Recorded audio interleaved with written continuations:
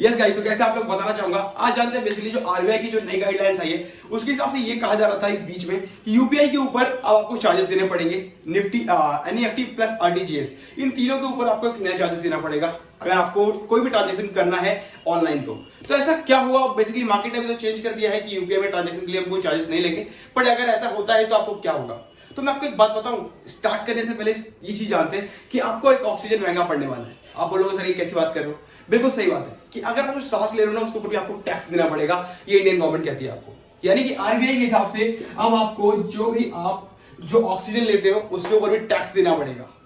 आप हो गए ना शॉक्ड कि बेसिकली क्या कह रहे हो सर, आरबीआई ऐसा क्यों कह रही है कि हम जो ऑक्सीजन लेते हैं उसके ऊपर भी टैक्स देना पड़ेगा।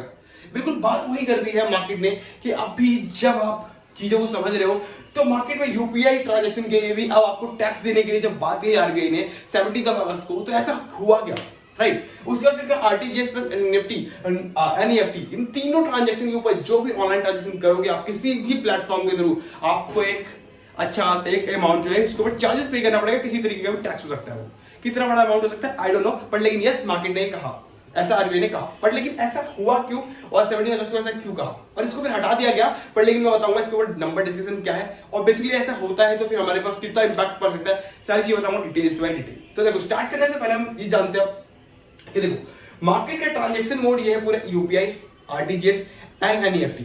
ये मार्केट में हर कोई यूज करता है।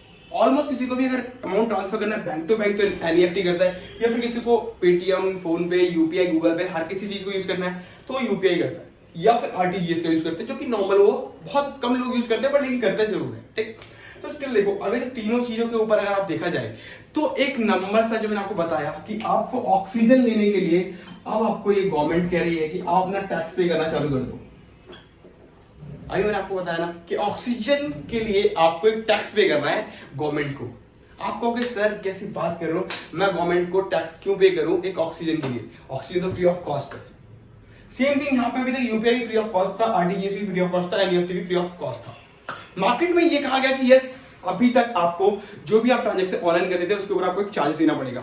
मार्केट में एक बवाल मचा, मार्केट में एक नई पॉलिसी आई एंड उसके हिसाब से फिर यूपीआई पे ट्रांजैक्शन के लिए चार्जेस भी हटा दिए गए। बट इन द फ्यूचर अगर दोबारा ये चीज दोहराई जाती है और मार्केट में कहा जाता है कि यूपीआई के ऊपर ट्रांजैक्शन लगेगा, आपको पता है कितना बड़ा मुनाफा होने वाला है। 6+ बिलियन पीपल जो है ऑलमोस्ट यूपीआई यूज करते हैं पर डे के हिसाब से। तो अगर जब इतना बड़ा पूरे ईयर में अगर डेटा अगर यूज होता है यूपीआई के मेथड से जो ट्रांजैक्शन करने के लिए, तो इतने बड़े पे अगर कोई भी एक छोटा सा अमाउंट लगा दिया जाए कितना बड़ा प्रॉफिट, प्लस इतने बड़े अमाउंट के ऊपर हर एक ट्रांजैक्शन पे अगर चार्जेस लगते हैं तो कितना बड़ा लॉस होने वाला है पब्लिक के हिसाब से। आप समझ रहे हो आरबीआई कितने प्रॉफिट में प्लस कितना बड़ा लॉस होगा अपनी तरफ से। मतलब अगर आप किसी भी ट्रांजेक्शन को आप कर रहे हो तो डेफिनेटली आपको ये लग रहा है कि यार मुझे उससे पहले पे करना पड़ेगा, तो मतलब पूरा ऑनलाइन मेथड ही बंद करने के ऊपर। पर हमारी गवर्नमेंट के हिसाब से तो मार्केट में हम ये कह रहे थे कि मेक इन इंडिया है, हम सारी चीजें ऑनलाइन लेकर जा रहे हैं। फिर ऑनलाइन आने पे ये जो ट्रांजेक्शन जब हम ऑनलाइन कर रहे हैं तो इसके ऊपर जो हमें चार्जेस के लिए बताया गया, ऐसा क्यों, ये क्वेश्चन होना चाहिए हर किसी का मन में। बिकॉज यूपीआई के ऊपर ट्रांजेक्शन आधे से ज्यादा लोगों को तो पता ही नहीं हुआ कि न्यूज भी आई बाहर और सारी चीजें भी हुआ। पर लेकिन यस यूपीआई के ऊपर ट्रांजेक्शन के ऊपर चार्जेस के लिए बोला गया, बट स्टिल मार्केट में ये कह दिया गया है कि आरबीआई की तरफ से कि यस यूपीआई ट्रांजेक्शन में हम चार्जेस नहीं लेंगे। प्लस एनईएफटी पे अभी कोई डिक्लेयर नहीं हुआ है, एटीएम के ऊपर चार्जेस लेने की बात कही गई है। एटीएम, क्रेडिट कार्ड जो भी आप यूज करते हो उसके ऊपर, आप डेबिट कार्ड के ऊपर जब आप एटीएम में स्वाइप करते हो अपने डेबिट कार्ड को तो आपको चार्जेस लिए जाएंगे, ये अभी कहा गया है। बट स्टिल इसके ऊपर कोई क्लैरिफिकेशन नहीं आया है। बट यस आपका आरटीजीएस, एनईएफटी, एटीएम के ऊपर हो सकता है चार्जेस लगे, हो सकता है नहीं चार्जेस लगे, ये डिपेंड करता है। ट्रांजेक्शन मोड पे आप चेकआउट कर सकते हो अपने बैंक से। बट यूपीआई के ऊपर जो ट्रांजेक्शन का मोड था जिसके ऊपर बोला गया था चार्जेस लगेंगे, वो अभी के लिए होल्ड है। अभी तक मार्केट में कहा गया कि नहीं हम नहीं लेंगे चार्जेस, ऐसा आरबीआई की तरफ से गाइडलाइंस आ गई है 17 अगस्त को, जस्ट थोड़ी देर बाद।